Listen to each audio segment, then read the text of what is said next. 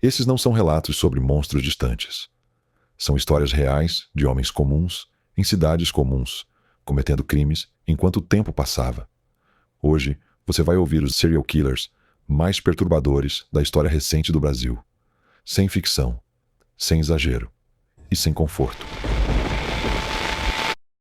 Francisco das Chagas Rodrigues de Brito, o castrador do Maranhão.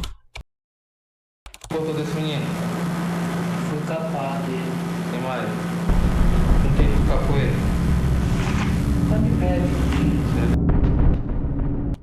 Durante muito tempo, Francisco das Chagas Rodrigues de Brito foi apenas mais um homem comum no Maranhão. Não vivia escondido, não se isolava, não despertava medo. Era considerado um homem comum, com um emprego comum, transitando de maneira comum entre a comunidade. Nada nele chamava a atenção. Enquanto isso, meninos começaram a desaparecer. No começo, ninguém usava a palavra crime. As vítimas eram crianças pobres, filhos de famílias vulneráveis, meninos que já cresciam aprendendo a não ocupar espaço. Um desaparecimento não parava a cidade. Parava apenas aquela casa. Francisco era visto como um bom vizinho. Ajudava nas buscas, criava grupos de homens para procurar os meninos. Era amigo de algumas das famílias aflitas. Um homem acima de quaisquer suspeitas. Mas com o tempo, novos sumiços e corpos emasculados começaram a se acumular e a causar revolta naquela pequena comunidade. Alguém estava fazendo aquilo de forma repetida com todos aqueles meninos. A brutalidade não estava apenas nas mortes. A forma como os corpos eram encontrados deixava claro que não se tratava de impulso. Havia intenção, repetição, método. O medo começou a se espalhar por cidades inteiras do Maranhão e também do Pará. Pais passaram a acompanhar os filhos até distâncias mínimas. Caminhos que antes eram rotina se tornaram ameaça. A infância naquela região passou a ser vigiada, até porque as investigações avançavam lentamente. Houve erros graves, pistas ignoradas, falhas de comunicação entre estados. Mesmo com as famílias pressionando as autoridades ano após ano, ninguém parecia ver conexão entre os crimes. E Francisco continuava em movimento. Mesmo após o caso ganhar maior repercussão quando foi denunciado na Corte Interamericana, ganhando finalmente uma força-tarefa policial. Francisco continuou cometendo seus crimes com meninos por mais alguns anos. E só foi descoberto quando sua última vítima, um garoto, que ele convenceu de ir buscar frutas no mato, avisou sua irmã que iria com Francisco. Quando finalmente foi preso, parte da verdade veio à tona, mas não trouxe alívio. A população se recusou a acreditar. Até que, ao fazerem buscas na casa de Francisco, encontraram diversas ossadas mutiladas dos meninos. Laudos periciais, depoimentos e provas materiais o ligaram diretamente a diversos assassinatos. O suficiente para desmontar qualquer dúvida sobre sua participação. Os processos se acumularam. As condenações também. Somadas, as penas ultrapassaram 500 anos de prisão. Mesmo assim, a legislação brasileira impõe um limite máximo de tempo em cárcere. E é isso que torna esse caso ainda mais perturbador. Porque o horror aqui não está apenas no que foi feito. Está no tempo. No tempo que ele teve para agir. No tempo que levou para ser interrompido. No tempo que as vítimas não tiveram. Por 12 anos, Francisco agiu sem ser parado, sem ser considerado suspeito. O caso do castrador do Maranhão entrou para a história não apenas pela crueldade dos crimes, mas pela lentidão que permitiu que eles continuassem por tantos anos. E pela constatação mais dura de todas: quando as vítimas são invisíveis, o perigo também consegue ser. Marcelo Costa de Andrade, o vampiro de Niterói. Eu aprendi, toda criança quando morre, vai pro céu, pastor falando, pastor rezar. Aí eu aprendi isso, aí eu fiz isso. Mas não pode ficar despreocupado, que eu sei que elas realmente vão ser salvas. Marcelo Costa de Andrade não começou como um assassino bem-sucedido. Antes de matar, ele falhou. Tentou atacar outras crianças. Errou. Foi interrompido. Perdeu o controle. E esses erros ensinaram algo fundamental. Ele entendeu que não podia escolher vítimas que reagissem.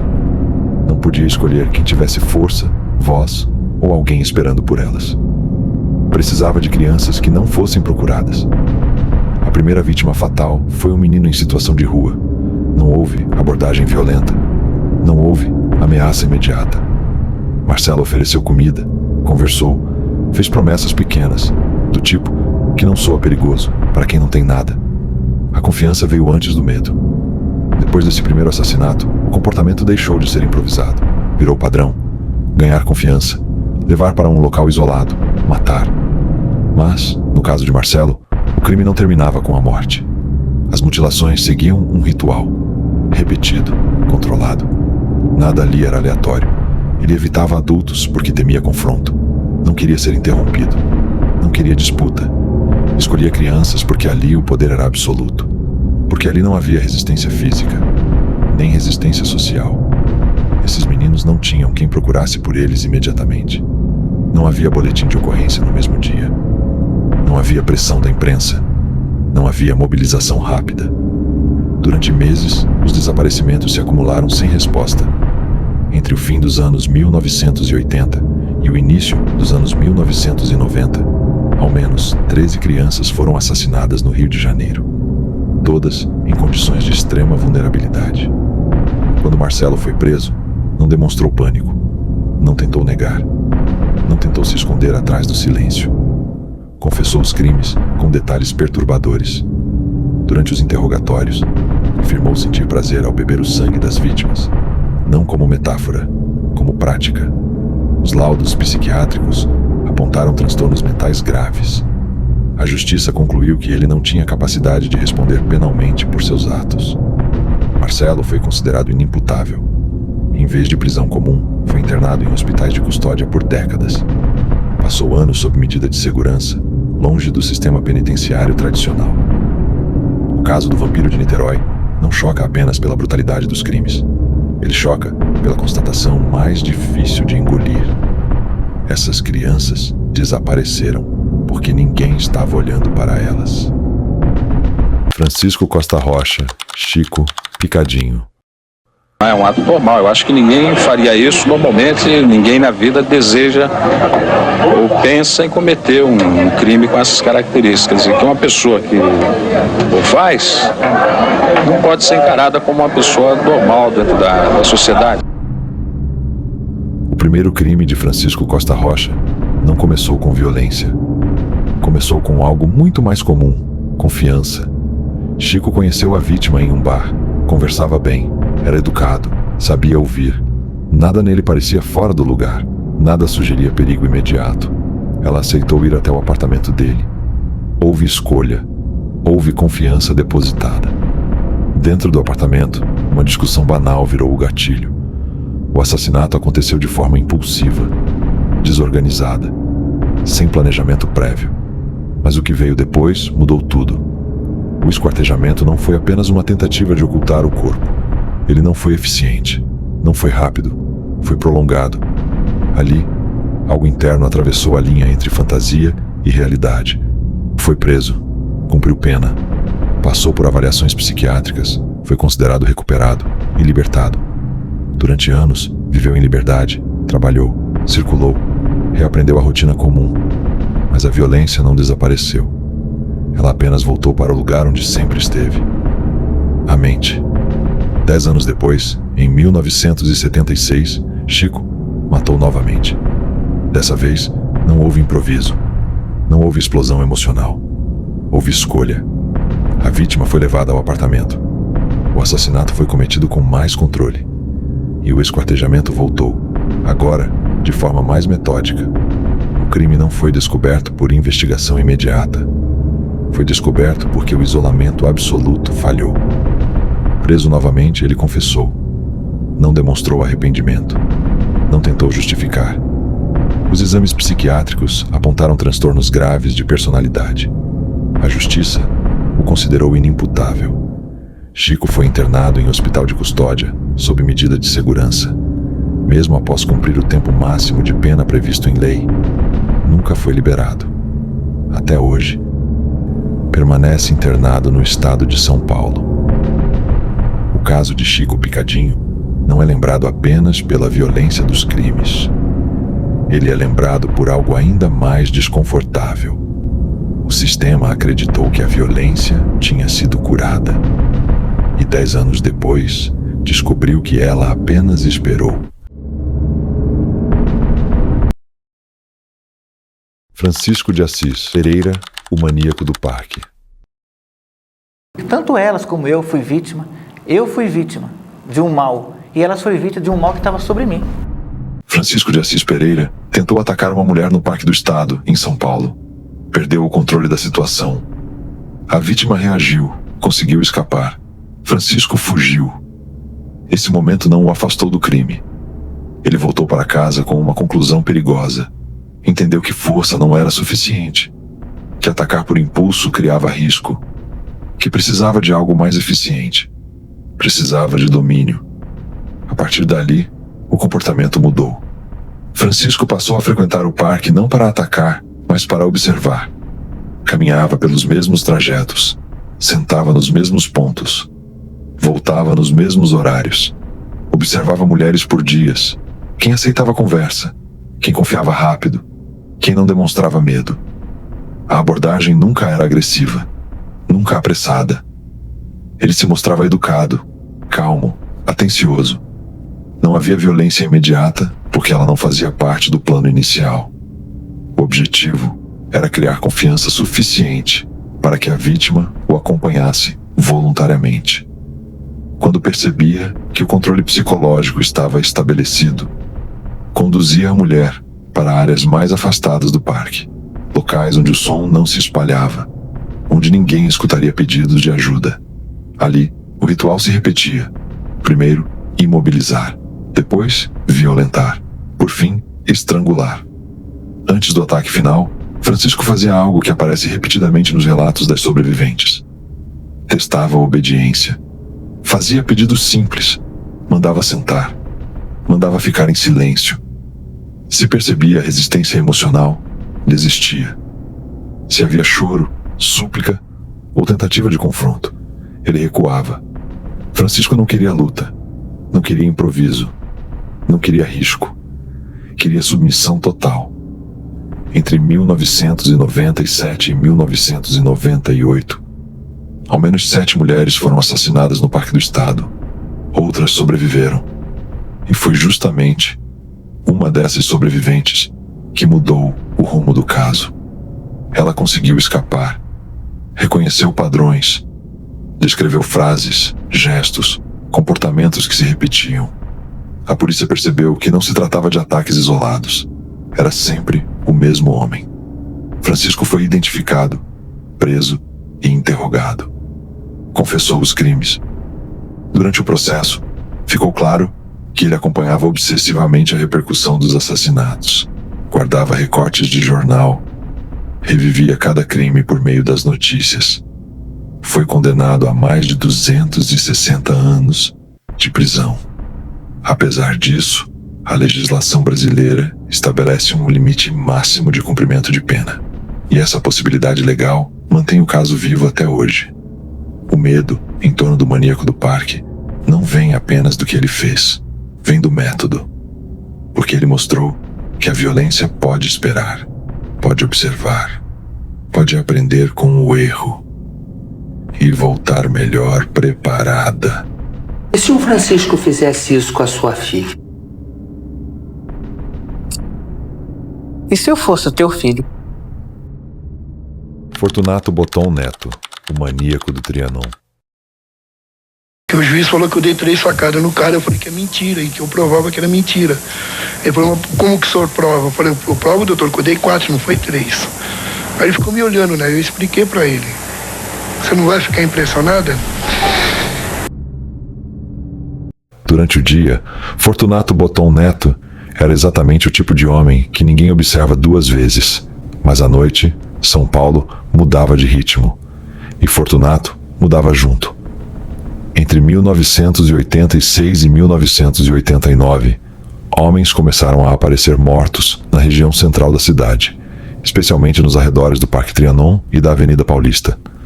Não havia sinais de roubo, não havia agressões excessivas, não havia cenas caóticas. O método era sempre o mesmo: silencioso, íntimo. As vítimas eram homens homossexuais abordados após encontros casuais. Fortunato se aproximava sem pressa. Não forçava situações, não criava tensão imediata. Depois levava as vítimas até o próprio carro. Ali, longe de olhares, a violência acontecia. Sem testemunhas, sem interrupção. Os corpos começaram a se acumular. E aos poucos, a polícia percebeu que não se tratava de crimes isolados. Havia repetição. Havia padrão. Havia escolha clara de vítimas. A investigação passou a trabalhar com a hipótese de um assassino em série que agia movido por ódio direcionado. Não por dinheiro. Não por impulso momentâneo. Quando Fortunato foi preso, o choque veio menos pelos crimes e mais por quem ele era fora deles. Não havia histórico de violência pública. Não havia comportamento errático no dia a dia.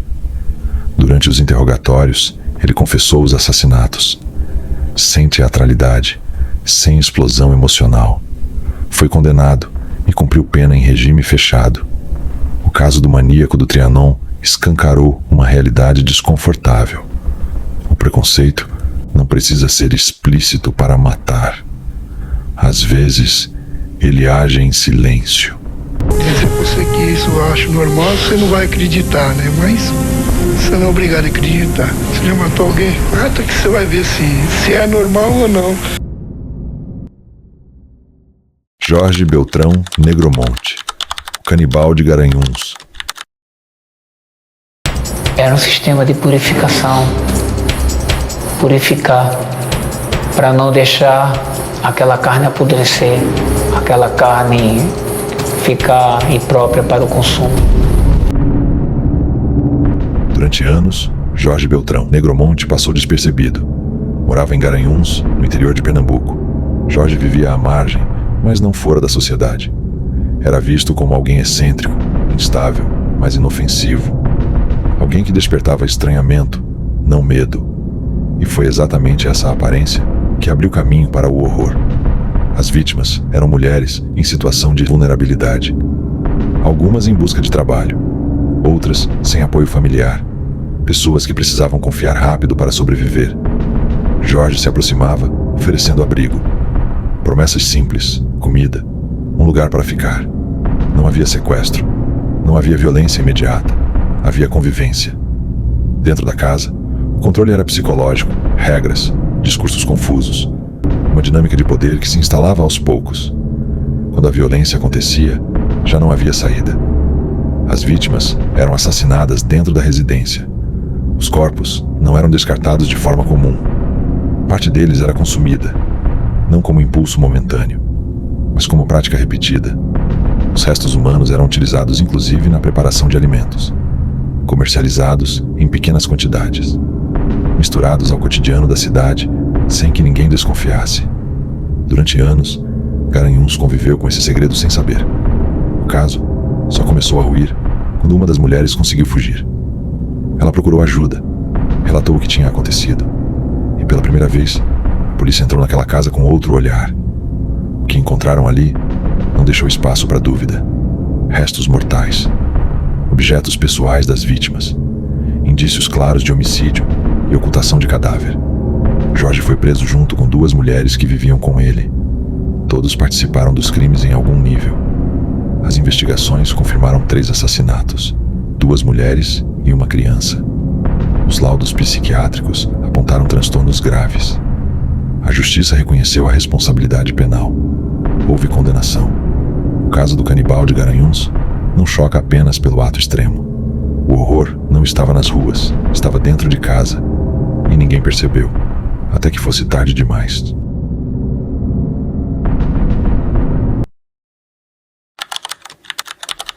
Elinho Justiceiro.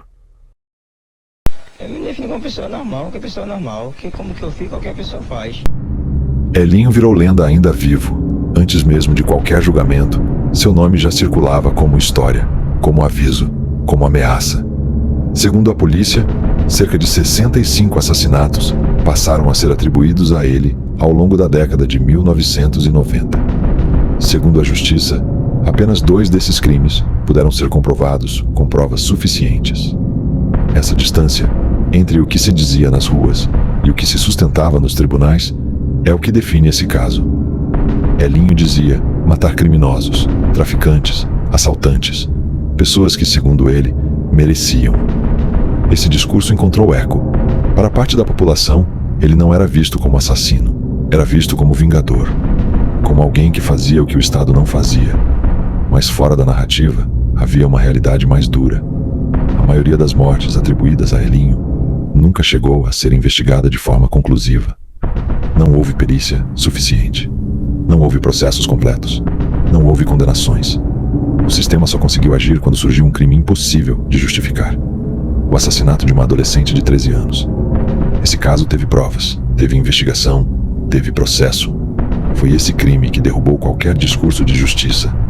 Foi ele que levou Elinho à prisão. Mesmo preso, a figura de Elinho continuou cercada de versões. Para alguns detentos, ele era alguém a ser temido. Para outros, alguém a ser eliminado. Aos 24 anos, Elinho foi assassinado dentro da prisão por outros detentos. Sua morte encerrou qualquer possibilidade de esclarecimento definitivo sobre a maioria das acusações. Levou com ele respostas que nunca foram registradas oficialmente. O caso de Elinho Justiceiro permanece como um dos mais controversos da história criminal brasileira. Não apenas pela quantidade de mortes atribuídas a ele, mas pela facilidade com que a violência ganhou aplauso quando veio acompanhada de um discurso conveniente. E porque, no fim, a linha entre justiça e assassinato se mostrou mais frágil do que muita gente gostaria de admitir. É fácil matar. É fácil demais, é bom demais, é gostoso. Hein?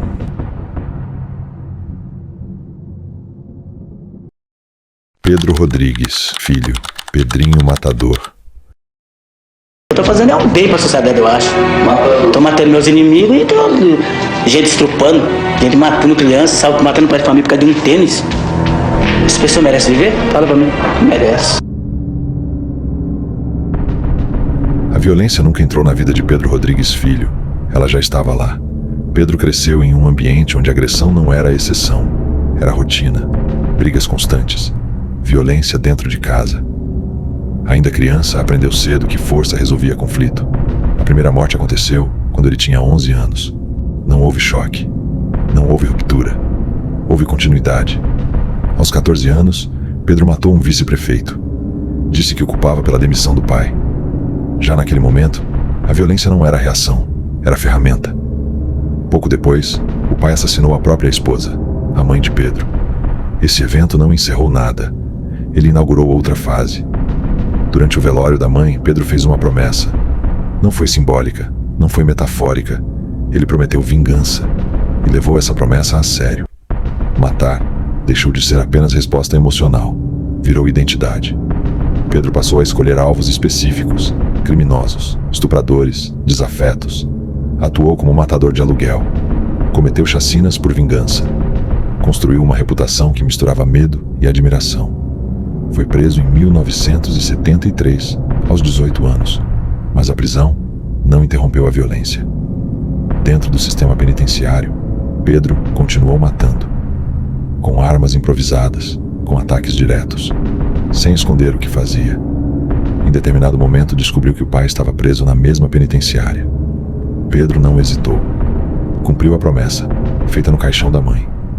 Esfaqueou o próprio pai. Arrancou um pedaço do coração e afirmou ter mastigado. Esse episódio não foi escondido. Foi contado pelo próprio Pedro em entrevistas posteriores. Ele nunca negou os crimes, falava deles com orgulho. Dizia que todos os que matou o desafiaram ou mereciam morrer. Pedro Rodrigues Filho foi inicialmente condenado a 126 anos de prisão. Com os assassinatos cometidos dentro da cadeia, a pena se aproximou de 400 anos. Mesmo assim, a legislação brasileira impõe um limite máximo de cumprimento de pena. Pedro foi solto em 2018. Passou a se apresentar publicamente como alguém que havia mudado. Concedeu entrevistas. Falava do passado, sem arrependimento real. Anos depois, foi assassinado a tiros em frente à própria casa. A história de Pedrinho Matador não é sobre justiça. Também não é apenas sobre vingança. É sobre o que acontece quando a violência não encontra barreira em nenhuma fase da vida. quando ela começa cedo demais. É validada cedo demais. Diga assim, não foi eu que abri a porta do inferno primeiro, tá aberto há muito tempo. Tiago Henrique Gomes da Rocha, o serial killer de Goiânia. Isso, como você disse, explodiu dentro de mim, não tive opção a não ser fazer. Tiago Henrique cresceu em uma certa normalidade. Era calado, de poucos amigos, mas na idade adulta, nada nele chamava a atenção. Considerado um homem bonito, Tiago vivia como um cidadão comum em Goiânia. Trabalhava como vigia de maternidade. Nada nele chamava a atenção, mas dentro dele não existia nada perto do que é considerado normal em qualquer sociedade. Segundo ele, vozes dentro de sua cabeça o guiavam a práticas sombrias. Seu corpo esquentava. O desejo de simplesmente matar se tornava irresistível, segundo ele mesmo. Então ele virou seu olhar para pessoas que a sociedade evita: moradores de rua, prostitutas. Ele não se importava com o domínio. Ele não queria ninguém implorando pela própria vida. Ele queria apenas tirar vidas. Escolhia vítimas vulneráveis, aleatórias. Moradores de ruas que dormiam. Prostitutas desavisadas. Percebeu então que a sociedade realmente não olhava para aquelas pessoas e gostou do que sentiu. Ninguém ligava um crime ao outro. Em 2012, Tiago então resolveu desafiar a polícia e enviou uma carta às autoridades. Nesta carta, alegava ter cometido 11 assassinatos e tomava para si a autoria de todos os esfaqueamentos não desvendados na cidade. Disse que seu único desejo era matar e desejou boa sorte à polícia. Depois disso, ganhando muita confiança, Tiago passou a oficializar seu método.